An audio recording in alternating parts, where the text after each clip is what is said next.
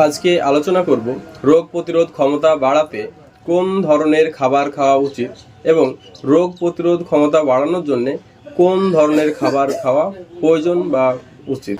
রাখতে হবে খাবারে প্রচুর পরিমাণে প্রোটিন কোন কোন খাবারে থাকে, যেমন মাছ, মাংস, ডিম, দুধ, এগুলাতে প্রচুর পরিমাণে প্রোটিন থাকে যা আমাদের রোগ প্রতিরোধ ক্ষমতা বাড়াতে সাহায্য করে। নাম্বার 2, যেমন আছে ভিটামিন সি যুক্ত খাবার আমাদের খেতে হবে। ভিটামিন সি যুক্ত খাবার বলতে আমরা বুঝি টক ফল বা টক জাতীয় খাবারে আমাদের এখানে প্রচুর পরিমাণে ভিটামিন সি পাওয়া যায়, যেমন আপনার মাল্টা, আনারস, আঙ্গুর, এরকম টাইপের ফলে বা কমলা, এগুলোতে আমাদের প্রচুর পরিমাণে ভিটামিন সি পাওয়া যায়। তাতে এগুলো খেলে আমাদের প্রচুর পরিমাণে ইমিউনিটি পাওয়ার বাড়ে ও রোগ প্রতিরোধ ক্ষমতা ভালো হয়। আমাদের দেশের দেশি টক ফলে সবচাইতে ভালো ভিটামিন সি পাওয়া যায়, তাই আমরা সারাদিনে 1 থেকে 150 গ্রাম মতো ভিটামিন সি যুক্ত ফল খেতে পারি।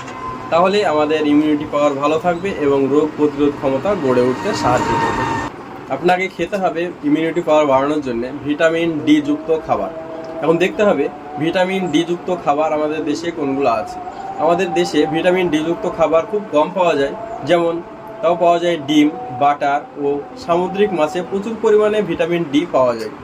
এছাড়াও সূর্যালোকের তাপে প্রচুর পরিমাণে ভিটামিন ডি পাওয়া যায়, তাই আমরা সকাল 10টা থেকে 12টার মধ্যে প্রতিদিন যদি আধা ঘন্টা করে সূর্যের তাপ খালি গায়ে নিতে পারি তাহলে ভিটামিন ডি এর ঘাটতি পূরণ করতে সাহায্য করবে। নাম্বার 4, আপনাকে খেতে হবে অ্যান্টি অক্সিডেন্ট যুক্ত খাবার। এখন দেখতে হবে অ্যান্টি অক্সিডেন্ট যুক্ত খাবার কিসে কিসে আছে। যেমন আপনাকে খেতে হবে কালার ফল, কালার শাকসবজি, যেমন আছে টমেটো,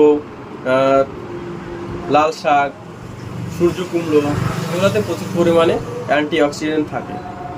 তারপর প্রচুর পরিমাণে শাকসবজি খেতে হবে, সবুজ শাকসবজিতে প্রচুর পরিমাণে অ্যান্টি অক্সিডেন্ট থাকে। এগুলো খেলে আমাদের ইমিউনিটি পাওয়ার ভালো থাকবে এবং রোগ প্রতিরোধ ক্ষমতা গড়ে উঠবে, তাতে আমাদের সুস্থভাবে বাঁচতে সাহায্য করবে।